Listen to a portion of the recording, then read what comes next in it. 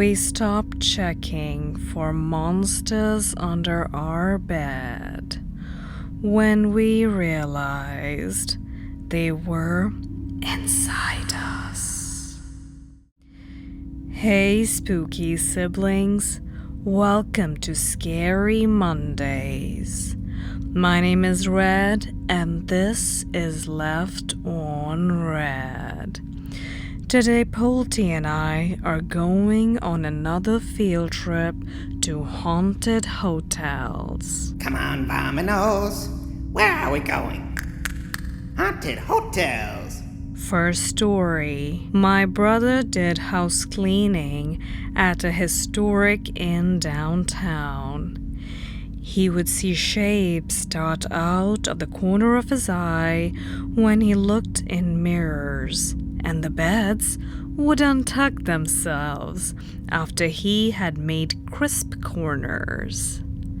Some days he heard footsteps up behind him on the narrow stairs, and his hair stood on end.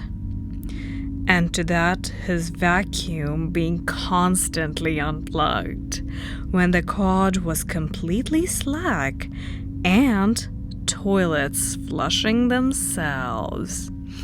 When he brought it up with his manager, she said, "Oh, don't mind that. It's happened since I can remember." Next story. My grandmother worked as a nighttime cleaning lady for an older historic hotel in her hometown for a while in the early 80s. The place was starting to show its age, and its glory days were certainly behind it. During Prohibition, there had been a speakeasy in the basement. Only the movers and shakers in town had been able to get into. No real scary stories in its past. It was just a large old hotel. Anyway, there was a man that she saw several times, a figure other people had seen as well. The earliest sightings started in at least the 60s. Each floor, the elevator was at the end of a long, straight hallway. On the third, there were times when people would come out of a room and see a man in a long coat and hat carrying a small dog under his arm, either heading towards the elevator and disappearing, or they would catch a glimpse of him on the elevator as the door closed. No one really knew who he was supposed to be. It wasn't the original owner, not one of the staff, not anyone somebody could remember. No one was really scared of him. It was sort of a rite of passage working there to finally see him. Oh, can I pet the dog? Please? Well, Polty, you would have to ask the man in the long coat. Next story. I worked as a housekeeper at a haunted hotel for about a year. There's many stories I could tell, but there was this one that messed me up mentally for months. Still have nightmares about it now. So the hotel is a Grade 2 listed building, a manor house that was converted into a hotel. It's said that the family who built and lived there had their bedrooms where room 1, 2, 3 are now.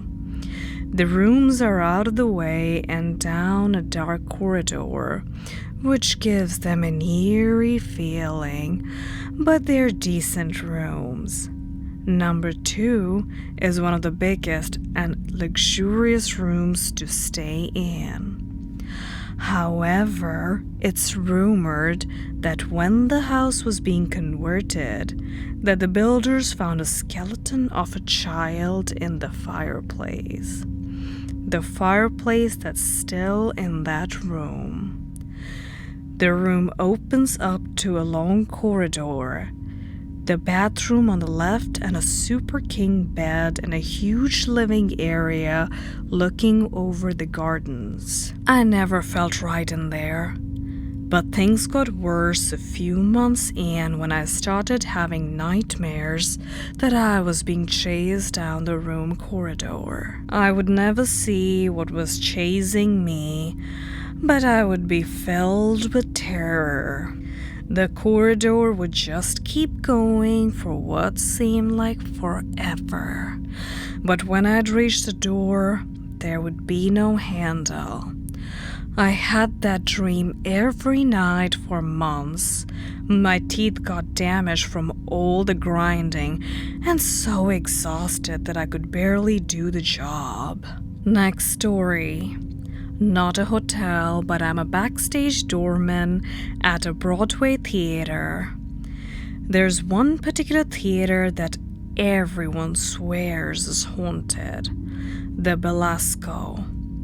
And while that isn't my normal place, I've been there alone at night a few dozen times, but I've never seen anything.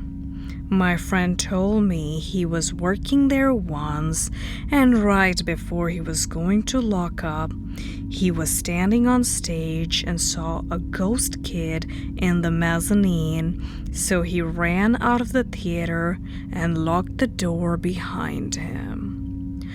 I was like, I'm pretty sure you locked a child in the theater, you mook. There was no kid to be found, so maybe I'm the mook. When you walk backstage at the theater, there's a big picture of Mr. Belasco, who died in 1931. And most of the doormen and security guys say good morning and good night to it, because they're afraid he'd be annoyed if they don't. I work with a bunch of lunatics. Oh, I don't think so. Even our human tenants need to learn some manners. Good morning, Polty. Good night, Polty. How are you, Polty? It's not that hard. Last story. My aunt lives on the Isle of Arran, a small island in Scotland. She used to work in Brodick Castle, and everyone who works or has worked there will tell you it's haunted. And you get told all the classics like hearing footsteps and seeing doors slam.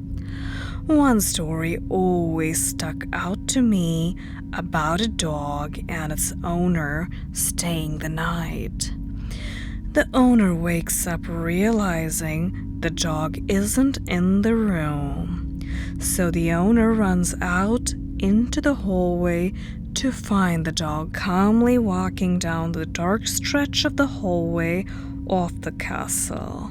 But the dog was looking up at nothing while strolling, as if it was side by side with someone and looking up at them. The dog walked all the way down the corridor, completely ignoring its owner. Just seeing your dog walk into pitch black with this invisible entity gets me creeped. I've been to that castle myself, and it's hella spooky. Oh, can I pet this dog, please? Like I said, Polty, you would have to ask the permission of the owner, and perhaps also of that invisible entity. And that was Scary Monday. My name is Red, and this is Left on Red. If you like this video, press like and subscribe to join the spooky siblings. And don't forget to press the bell notification if you would like to be notified every time Polty and I upload a new video. Until next time.